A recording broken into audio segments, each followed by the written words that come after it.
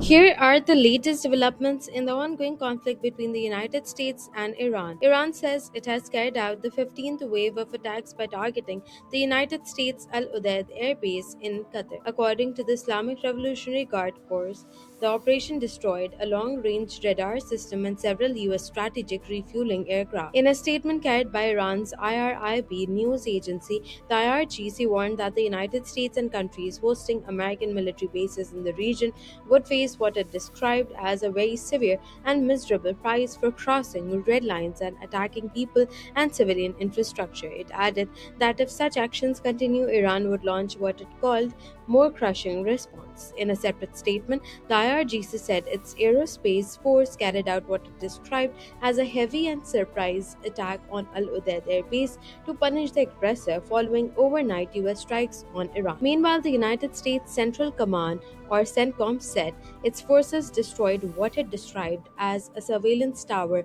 at Iran's Chabahar port. According to CENTCOM, the tower had been used by the Islamic Revolutionary Guard Corps for decades to monitor and target commercial vessels passing through the Strait of Hormuz. CENTCOM said destroying the tower reduced the IRGC's ability to coordinate attacks on civilian commercial shipping.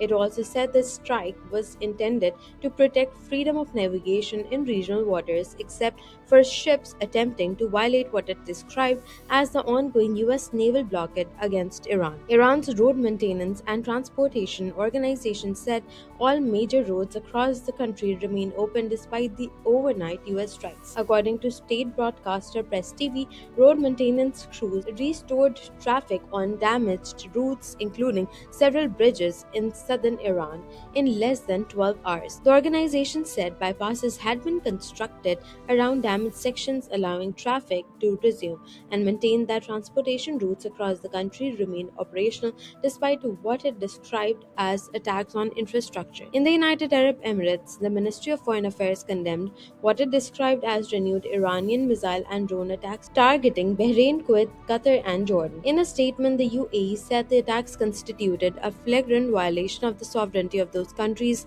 and posed a threat to their security and stability. The ministry also reaffirmed the UAE's full solidarity with Bahrain, Kuwait, Qatar, and Jordan, and expressed support for all measures aimed at safeguarding their security and stability. In Kuwait, the military said several personnel were wounded after what it described as enemy drones targeted multiple military facilities and camps following what it called Iranian aggression. A statement posted on X said senior military officials later visited the injured personnel in hospital. In Iraq, the Prime Minister of the Kurdistan Regional Government, Masroor Barzani, condemned what he described as unjustified attacks by Iran on the autonomous Kurdistan region. He urged Tehran to stop the escalation and also called on Iraq's federal government and the international community to end what he described as repeated violations. Iran's Aerospace Force commander Sayed Majid Mousavi said Iranian military operations would continue until, in his words, calm returns to the southern coastline and the Strait of Hormuz. In a statement carried by Iranian state television, he said Iran viewed its territory as a unified front and that targeted strikes against what he described as the enemy would continue from across the country. Separately, Iranian Foreign Minister Abbas Araghchi criticized the United States and Israel in a post on X, referring to a Time magazine article.